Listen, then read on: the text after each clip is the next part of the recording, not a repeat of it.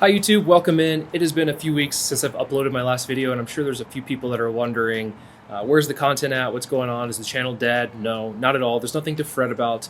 Life in general has just kind of been busy lately. I went to Bandai Card Fest in Dallas a few weeks ago, and then shortly after that I had to travel for work, and so I'm finally getting a chance to sit down and get back to home.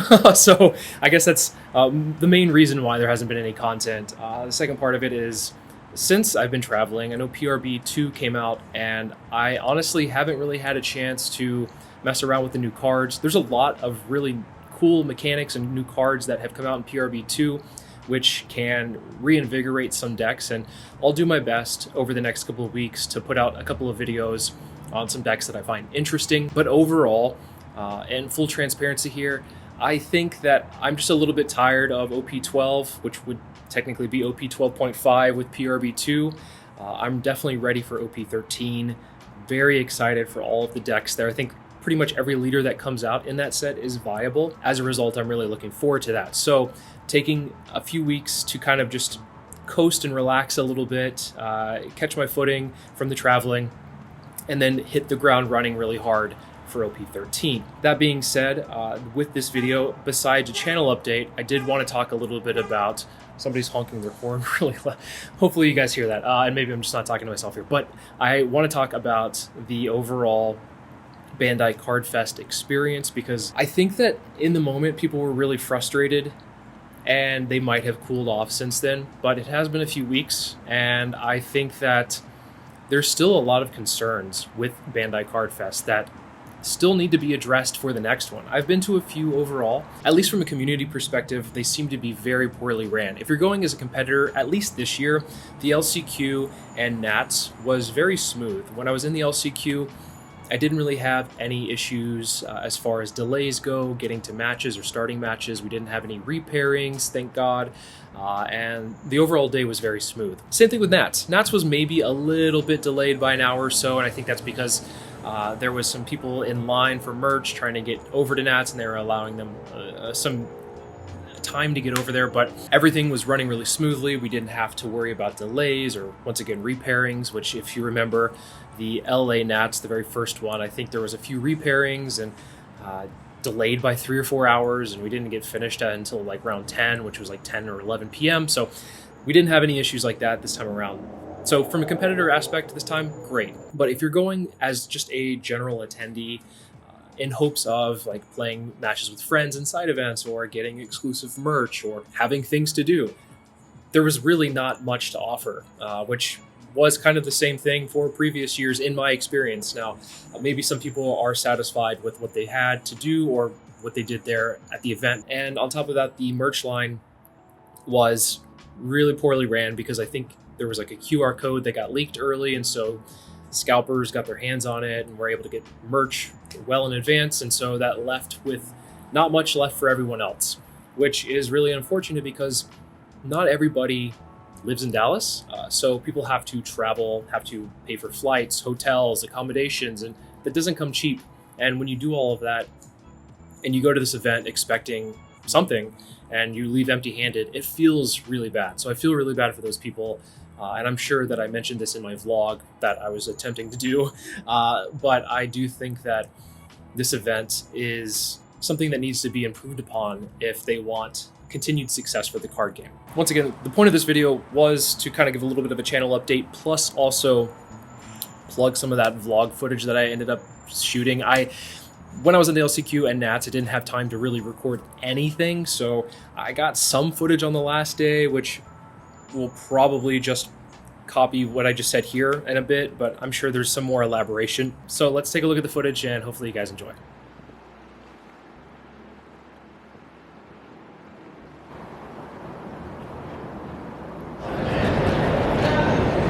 Alright, so I'm super bad at vlogging. I've been at Bandai Card Fest for the past couple of days, and the reason I haven't been vlogging is because on day 1 of the Bandai Card Fest, I was in the LCQ, which I ended up qualifying for, and then after I qualified for Nats, I spent the whole entire day playing Nats yesterday. So instead of vlogging, which I should have been doing, instead we are going to vlog on the last day and kind of get an encompassing overview of what Bandai Card Fest is like. So let's go.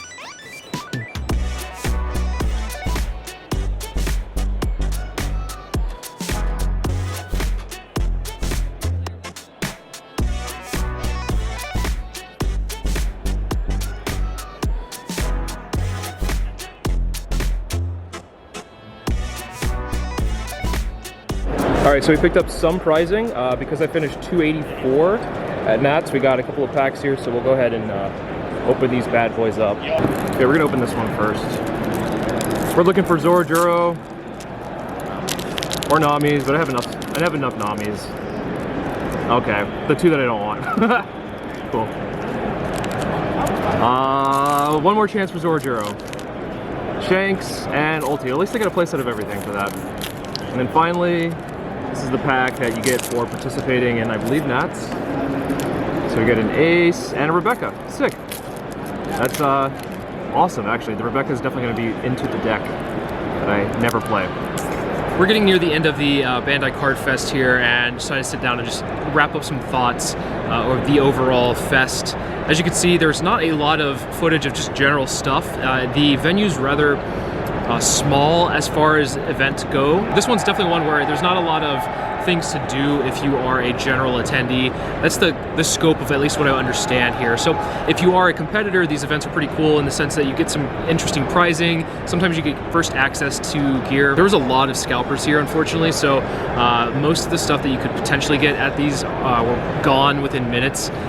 Very, very unfortunate for the situation. And there's people that were trying to get in that were like general attendants, looking to get into side events, and there's like a whole fiasco along that line. So overall, this has been an interesting experience for me. I think that the competition was fun, but I feel bad for a lot of people that were looking to join side events, or maybe we're expecting more from this overall from attendance. There was some cool like scavenger hunt stuff. You can get some like exclusive prizes. You can get tickets and things like that and turn them in. I think there was like some testing areas for maybe some new card games or just like existing card games for people that might not know.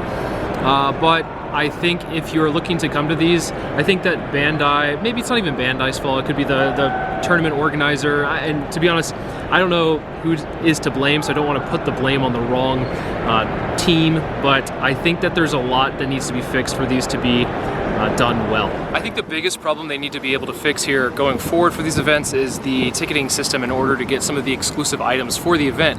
I know that within 15 minutes of the doors opening on day one, some of the stuff was already sold out. Like if you were in the market for a Suletta mat, then you were just unlucky because they were instantly gone. But of course, just the items in general were really, really limited. And I understand that not everybody's going to be getting exactly what they want, but I think that everybody that attends the event should be able to at least get something, not be withheld from getting into the line at least. A better system, maybe even doing a pre-order online and then be able to pick it up at the event could be good.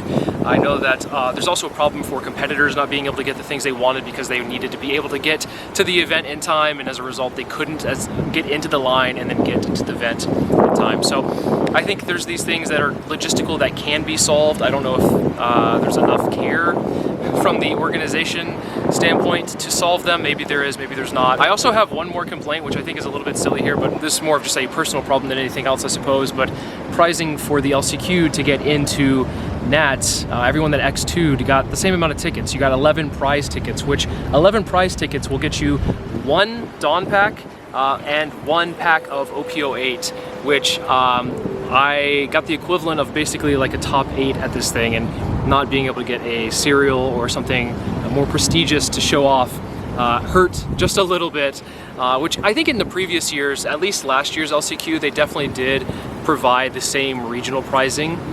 I don't know why they didn't do that this year. Oh my god, I completely forgot about the pricing for the LCQ. 11 tickets? Come on. I was really hoping for a cereal there, but I guess I have to earn it some other way. But yeah, I really hope this is an opportunity for Bandai to, and maybe not even Bandai, maybe the organizers of the tournament, to really take into consideration all this feedback and hopefully make some changes to the event so that it's welcoming, all-encompassing for people to go and have an enjoyable time, and guarantee that they can at least get something if they're going and spending their money and time to go to this event and not leave empty-handed. I think that's the big thing there. There's a lot of people that I know left with nothing or had to pay extremely high prices from people that scalped the items earlier on. So very sad state of it. Let me know in the comments below overall what you guys think about Bandai Card Fest. Where could they improve on? I hopefully covered some of that, but let me know what else could be changed for Bandai Card Fest in order for it to be run more smoothly going forward. That being said, we'll have a lot of OP13 content coming. I'll try to do a couple of videos between now and then for PRB2 for some decks that might look interesting to me, but I'll also probably experiment with some other card games in the meantime, so be on the lookout for that. As always, thank you guys so much for watching, and I'll see you in the next video. Shout out to my goat, Kai. I'm standing by a tree just for you.